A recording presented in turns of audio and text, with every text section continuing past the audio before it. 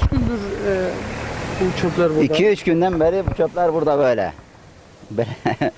Belediyeye en azından buraya bir ilgilenmesi gerekir. Yani lüks Karşıyaka tarafında veya Narlıdere taraflarında acaba böyle çöplük bırakabiliyorlar mı? Yani burası Basmane'dir diye fakir çevre, yani fakir insanlar bulunduğu diye bu çöpler böyle de mi kalması lazım? Gitsin Karşıyaka'da böyle bir şey görebilirler mi? Ben şu köşede oturuyorum.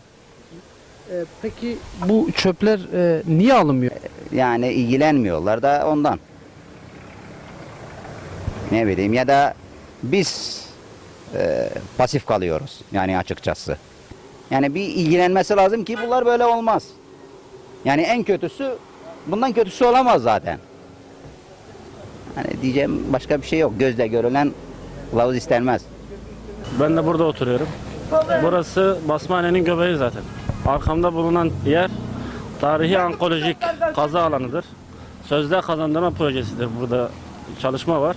Şu çöpler rezaletine bakın.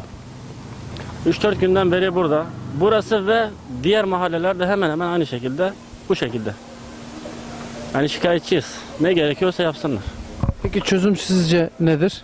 Çözüm bizce her gün çöp arabası buradan gelip çöpleri alacak. Başka bir yolu yok. Gelmiyor, her gün gelmiyor. 2-3 günde bir geliyor. Ya da geliyor, alabildiği kadar alıyor, ondan sonra bir dahaki sefere bırakıyor. 3-4 gün sonrasına bir dahasına bırakıyor. Yoğun bir yer, merkezi işte, Basmane merkezi burası.